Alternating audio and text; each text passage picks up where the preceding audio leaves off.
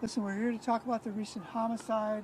I think everyone has the timeline down right now. We can certainly go over that at some point with the questions, but I think we've heard pretty much the timeline about how it happened and things like that.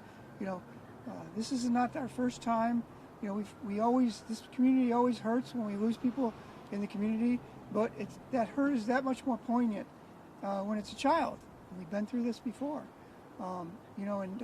this is another case of that. An 11-year-old struck dead by violence, and I don't know about anybody else, but I always think about the potential of that child.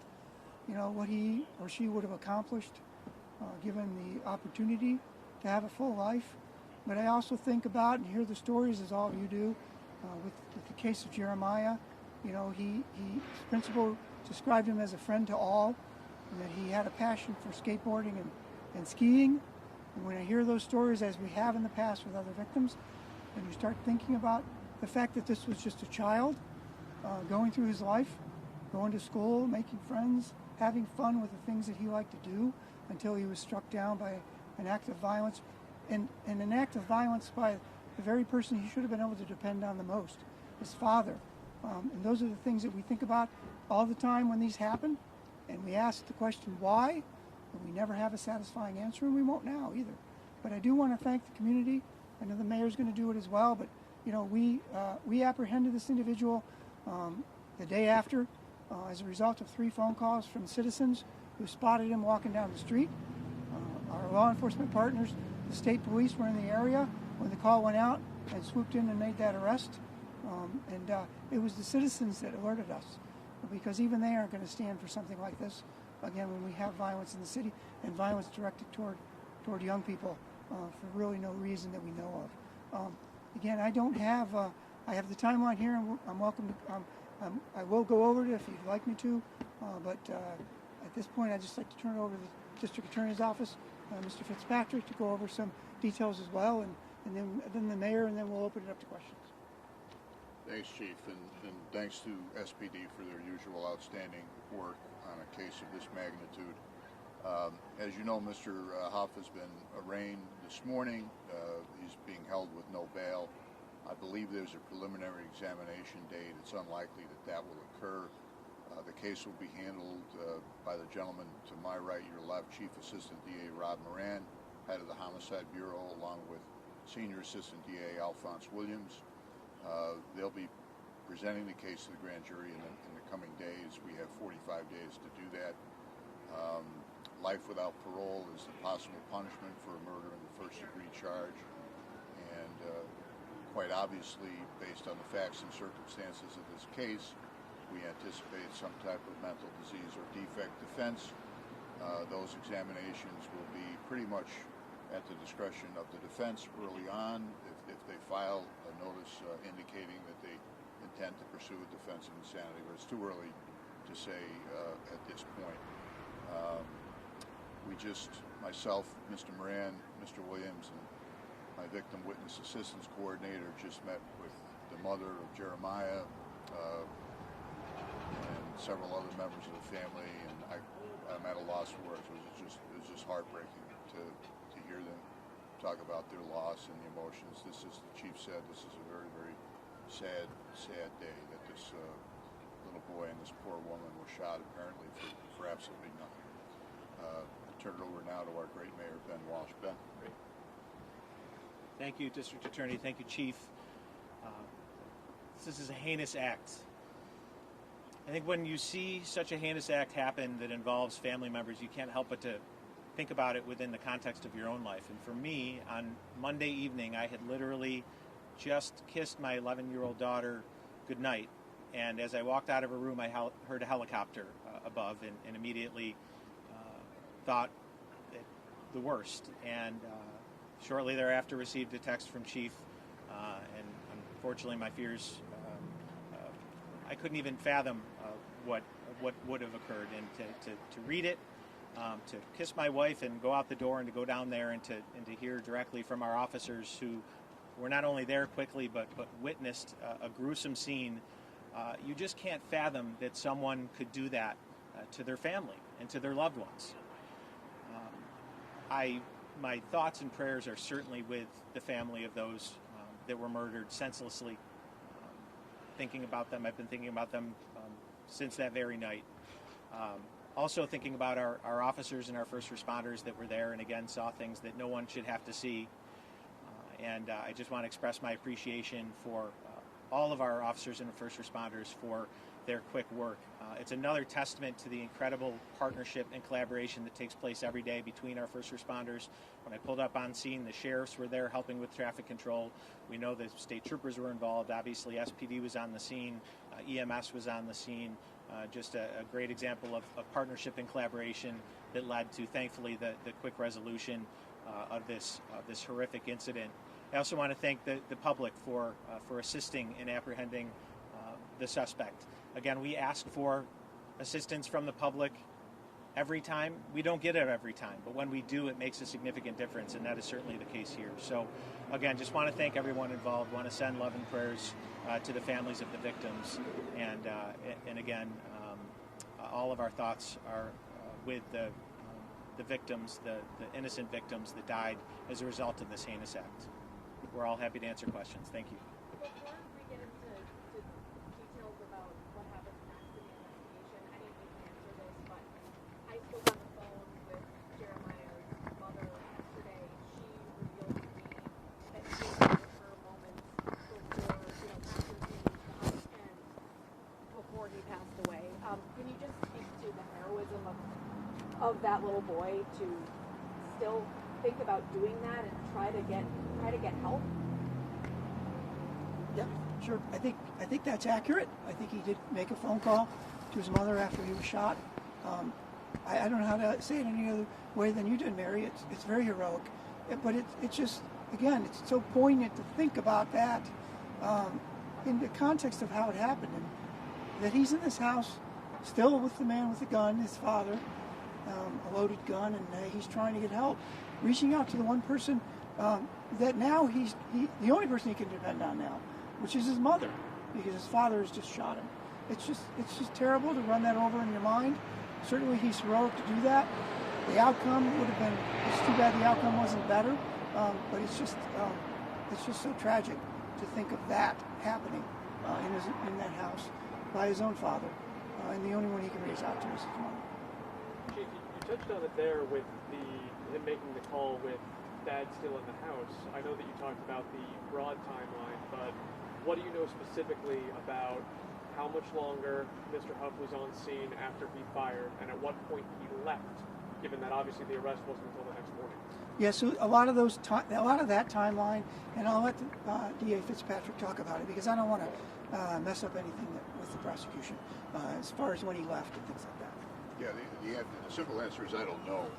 It had to be very quickly that he left because 911 was called almost immediately, I believe, by Mom, correct, Brent? I think that's right, yes. Yeah. After, she had the unbearable tragedy of listening to her son being murdered.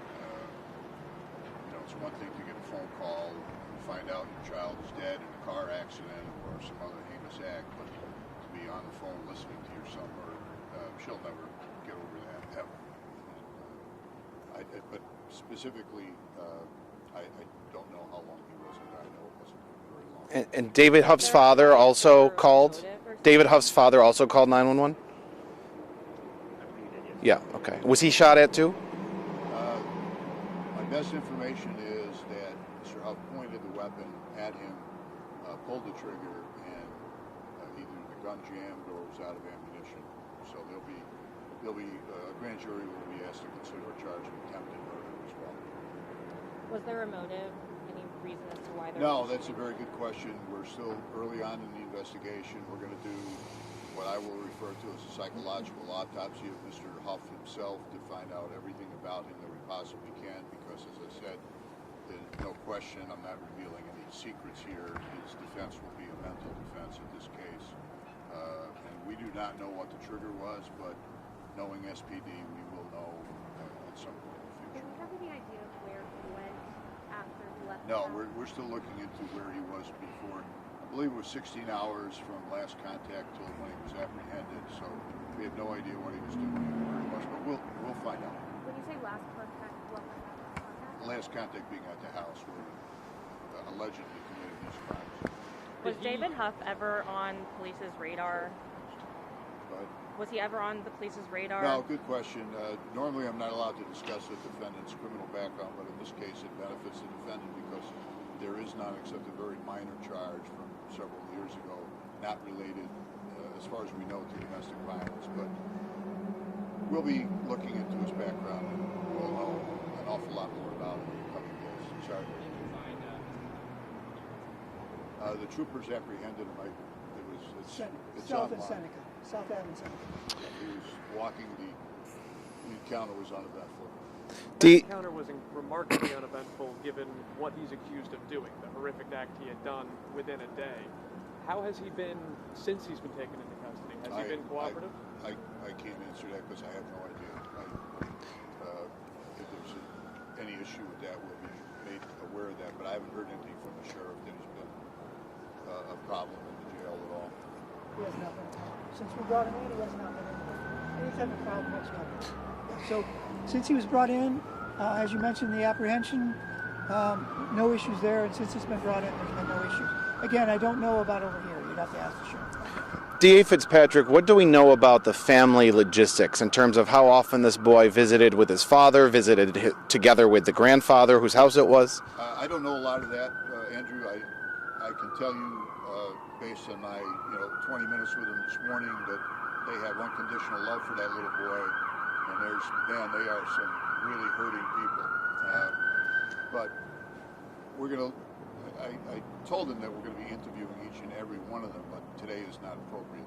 Today is a time for grieving, making funeral arrangements for the little boy, and then sometime, probably next week, Alphonse and Rob will sit down and we'll start interviewing them, as I said, because we want to know as much as we can about Mr. Huff. What did he do that indicated he had mental problems? What did he do that indicated he didn't have mental problems, or anything in between?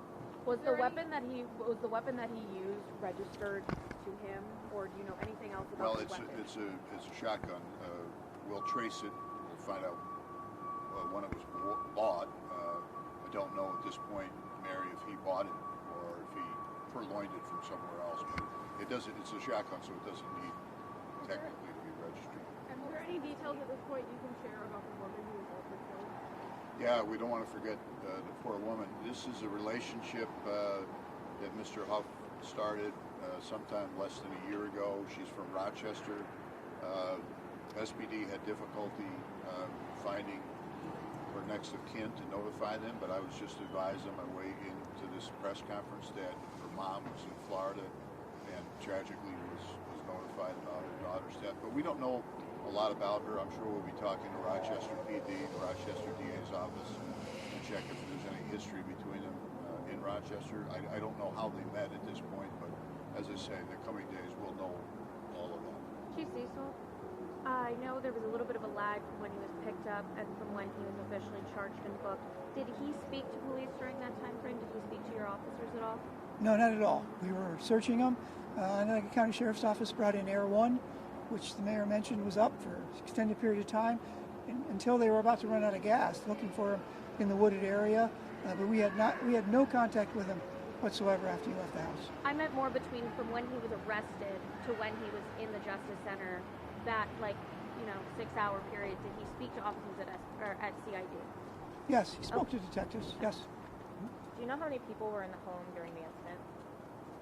It's my understanding it would have been 4. The 2 deceased, the stepdad, and then obviously the suspect. And do you know the custody arrangement for Jeremiah? The what? I don't know. Do you know, Bill? Is there any information on that custody, why the son was there? I don't. I don't know Rob or Alphonse have any. We're still looking into that. There's no indication that, Connor, that there was a family court proceeding going on. So if I can extrapolate from that, it appears whatever the custody arrangement was, it was amicable. But we're going to look more into that. We got time for 2 more questions. Just to clarify, David Huff did live in that home, 128 Glen Road. Yes, that's our information. All 4 were living there full time? I don't think the kids were living there full time. I don't think the woman was living there full time. But stepdad and... Stepdad and yeah. Okay. Thanks, sir. Just clarifying real quick, sorry, when you said that the shotgun was jammed, wanted to No, I clarify. didn't say the shotgun jams. I said I don't know. If, for whatever reason, when he pulled that trigger, a round was not expended from the shotgun. Either a mechanical defect with the shotgun or out of ammunition. The stepfather. Well, that's a grand jury's going to decide whether or not he'll be charged with that. We're certainly going to present that as a possibility. One more. I know that you said you're still looking at a particular search that might happen. This guy seems to be doing